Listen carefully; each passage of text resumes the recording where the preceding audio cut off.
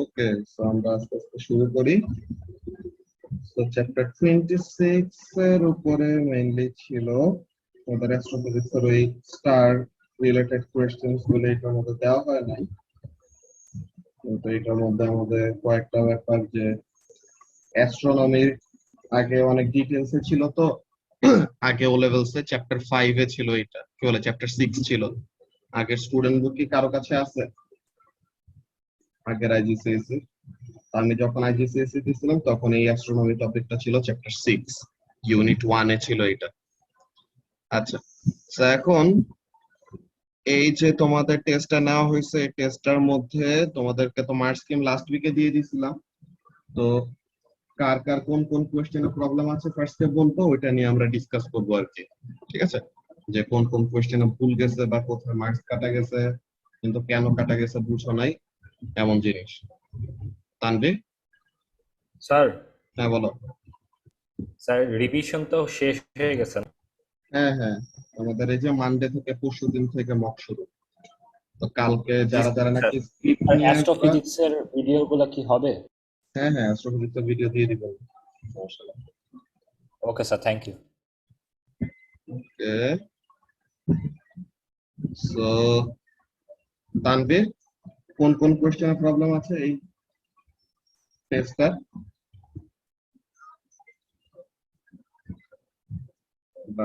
Problem গুলো বের করতে থাকো, আমি তাজওয়ারকে লিংকটা দিয়ে দিই অ্যাস্ট্রোফিজিক্স এর প্লেলিস্ট। ওকে, সো তাজওয়ারকে অলরেডি ইনবক্সে দিয়ে দিছি লিংকটা। আর তানভীরের 1C তে প্রবলেম না, লেটস সি 1C তে কি বলতেছে। The Chandra telescope also orbits the earth but does not move in a circular orbit. তো তাহলে কি, একটা টেলিস্কোপ কি করে, আর্থের অ্যাবাউট অরবিট করে কিন্তু সার্কুলার অরবিটে না। তো সার্কেল মানে কি, একটা সার্কেল মানে তো সে একটা সেন্টার পয়েন্ট থেকে ইকুয়াল ডিসটেন্স অলওয়েজ দূরে থাকে। যে তোমরা লোকাস রিলেটেড একটা কথা শুনছো ম্যাথসে, ম্যাথস বি তে কনস্ট্রাকশন করতে হয় না তোমাদের? Yes sir. সো ওখানে আমাদের লোকাস রিলেটেড যে একটা জিনিস, যে locus of a line that is always a fixed distance away from a point, তো এটাকে আমাদের একটা সার্কেল ক্রিয়েট করে। তো এখন এখানে মধ্যে বললো কি যে সার্কুলার অরবিটে রোটেট করে না। তো এর মানে কি, মাঝে মাঝে সে কাছে আসে, মাঝে মাঝে সে দূরে সরে যায় নাকি? ওকে ঠিক আছে, সবগুলো প্রবলেমই দেখাই দেবো তানভীর। তো এখানে আমাদের কাজটা কি, যে সার্কুলার অরবিট না মানে কি, ইলিপ্টিক্যাল অরবিট মানে কিছু কিছু সময় কাছে আসে, কিছু কিছু সময় কি করবে, দূরে সরে যাবে। তো বলতেছে যে its distance from the earth and its speed change as it rotates about the earth. তো তার মানে আর্থের অ্যাবাউটে রোটেট করতে সময় কি হচ্ছে, তার ডিস্টেন্স এন্ড স্পিড চেঞ্জ হচ্ছে। যখন কাছে আসে তখন কি হয়, যখন দূরে যায় তখন কি হয়, ওই ব্যাপারগুলো এখানে আমাদের বলে দিচ্ছে। দেখো, it travels fastest when it is closest to the earth। তো আর্থের যত কাছে আছে সে কি করে, তত তাড়াতাড়ি মুভ করে। তো এখন এটা এনার্জির আইডিয়া দিয়ে এক্সপ্লেন করতে বললো। কেন, আমরা কমেট নিয়ে পড়ছিলাম না তানভীর, যে কমেটের এক্সপ্লেনেশন আমরা কি দিতাম, যে যখন কাছে আসে তখন কি হয়, যত নাকি আর্থের কাছে আসবে তত কি হবে, গ্র্যাভিটেশনাল পটেনশিয়াল এনার্জি কমে যাবে না? বলতো, যে height from the earth centre যত কমে যাবে তত কি হবে, জিপি কমে যাবে। তো এই যে জিপিটা কমে যাচ্ছে, এই কমা জিপিটা অন্য কোন ফর্মে কনভার্ট হবে নাকি? সো এই যে যতটুকু জিপি কমতেছে, that GP will get converted to what, kinetic energy. So এই যে যখন কাছে আসতেছে ডিসটেন্স কমতেছে, তার মানে জিপি কমতেছে। And since energy must be conserved, so that GP will be converted to what? It will be converted to kinetic energy. So energy terms যে বলতে বলছে, এর জন্য আমরা এই এনার্জি গুলো নিয়ে বলবো, GP and K. So either gravitational potential energy reduces when closer, so ke increases because the total energy must be conserved. বুঝতে পারছো? আর এইটা আসলে একসেপ্ট করার কথা ছিল না, বাট এটা মার্কস স্কিমে দিয়ে দিছে, তাই 4E তে। আচ্ছা ঠিক আছে, জি ওইটা স্যার। দেখতেছি আমরা। সো ফার্স্ট অফ অল যেটা বললাম যে 1C তে এই যে নিচের তিনটা, যে যত কাছে আসবে তত কি হবে, গ্র্যাভিটেশনাল ফিল্ড স্ট্রেংথ বাড়বে। তো গ্র্যাভিটেশনাল ফিল্ড স্ট্রেংথ বাড়লে অ্যাসেলারেট করবে বেশি, তো তাহলে কি হবে, ওখানে ভেলোসিটি বাড়বে। এইটা আসলে আমাদের এনার্জি নিয়ে বলতে বলছে তো স্পেসিফিক্যালি, তো তাহলে এনার্জির পয়েন্ট গুলো হলে গ্রিন কালার দিয়ে মার্ক করে এগুলা। তো এই তিনটা বলতে হবে, ঠিক আছে তানভীর? আচ্ছা, তো এটা গেল আমাদের 1 এর সি। এরপরে 3 কততে প্রবলেম যেন, 3D1। ওকে, 3D1, এটা তো কঠিন কিছু না। এখানের মধ্যে স্টেট দেওয়া কোয়েশ্চেনের জন্য আমরা কি বলতাম, যে স্টেট দেওয়া কোয়েশ্চেন মানে হলো যে তোমার নতুন করে কিছু ক্যালকুলেট করা লাগবে না, তোমাকে কোয়েশ্চেনেই অ্যান্সারটা দেওয়া আছে, just what you have to do, you have to look for the hints.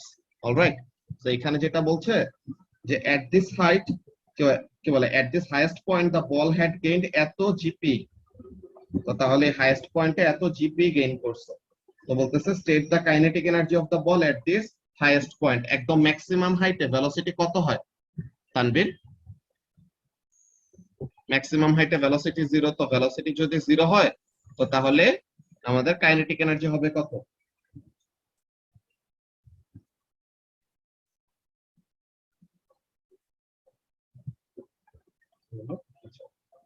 D1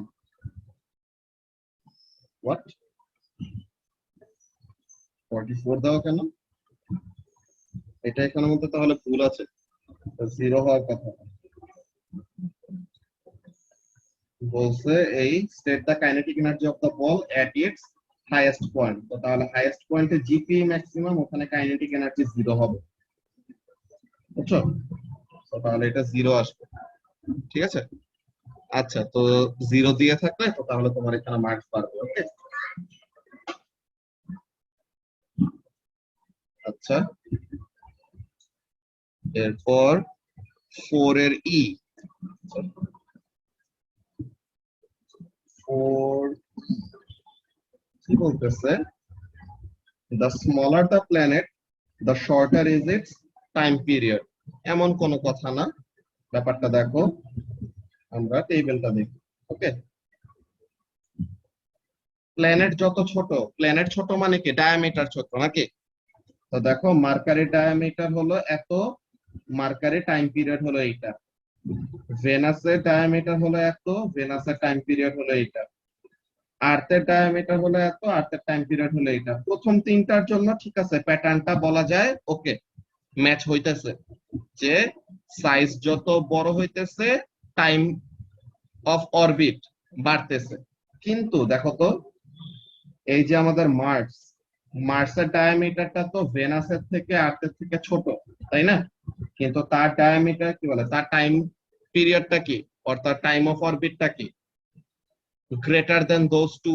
so তাহলে এই ব্যাপারটা আসলে ডায়ামিটার অফ দা প্ল্যানেটের সাথে যায় না, এটা আসলে কিসের সাথে রিলেটেড, এটা আসলে ডিস্টেন্স ফ্রম দা সানের সাথে রিলেটেড। যে ডিস্টেন্স ফ্রম দা সান যত বাড়বে, তত কি হবে, টাইম অফ অরবিট তত বাড়বে। সো তাহলে মেইন পয়েন্ট গুলি কোনগুলি, এটা নিয়ে হলো প্রবলেম, তাই না? সো মেইন পয়েন্ট গুলি আমরা দেখি। So first of all, identifying period as time of orbit. তো পিরিয়ড মানে যে টাইম অফ অরবিট, এটা বুঝতে পারাতে 1 মার্ক, আর এটা যে তুমি বুঝতেছো এটা বুঝাইতে পারাতে 1 mark. Then correct detail of why the statement is right or wrong. তো তাহলে তুমি যদি রাইট বলো, তো তাহলে কি বলবা, প্রথম তিনটা প্ল্যানেটের কথা বলবে। এই যে বলে দিছে যে মাস্ট নেম দা প্ল্যানেটস, যে তুমি মার্কারি, ভেনাস আর আর্থ নামগুলা বলে যদি বলো যে এখানে কি হচ্ছে, ডায়ামিটার যত বাড়তেছে টাইম পিরিয়ড তত বাড়তেছে, তো তাহলে ওখানের মধ্যে ঠিক বলতে পারবা। তুমি যদি রং বলতে চাও, তো তাহলে রং বলার জন্য কি বলবা, বলবা যে এই এই প্ল্যানেট গুলার মধ্যে কি হচ্ছে না, মিলতেছে না, যে একজনের ডায়ামিটার বেশি কিন্তু তার টাইম পিরিয়ড হলো কম। তো তখন এই যে কম্পেয়ারটা করব কি, দুইটা প্ল্যানেট নিয়ে কম্পেয়ার করবেন, তাদের নামগুলা বলতে হবে। আর অ্যাকচুয়ালি ফাইনাল কথাটা কি, যে ডিপেন্ড করে কিসের উপরে, যে টাইম অফ অরবিটটা কিসের উপরে ডিপেন্ড করবে Maisha? The time of orbit is actually dependent on the distance from the sun. যে সানের থেকে সেপারেশন যত বড় হবে, মানে তার তত বড় একটা সার্কেল কভার করতে হয়, তো তখন তার কি লাগে, বেশি সময় লাগে অরবিটটা কমপ্লিট করতে। বুঝতে পারছো? ওকে, স্যার এটা মাইনাস। টেবিল রিলেট করে লিখতে হতো। হ্যাঁ হ্যাঁ, টেবিলের সাথে কম্পেয়ার করে লিখতে হবে। Okay sir. ওকে, তানভীরে -1 কেন পেয়েছো ওইটা নিয়ে confusion, let's see.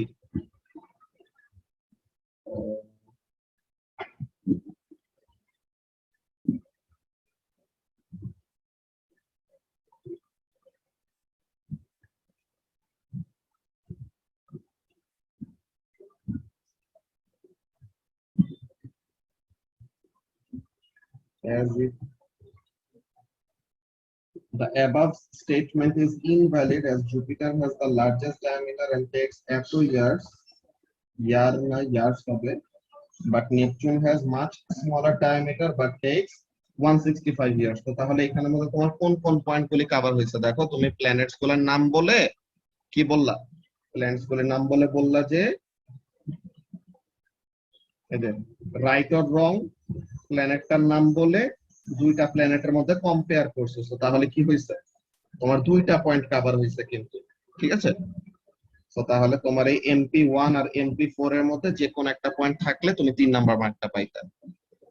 Okay,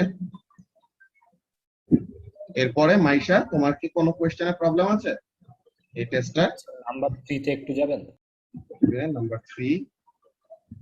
sir number 3 এর ফার্স্টে বলছে যে ওই অ্যাস্ট্রোনটটা ওই গলফ বলে 56 জুলস ট্রান্সফার করছে, তাহলে জিপি মাইনাস করে দিব না? 56 - 12 = 44।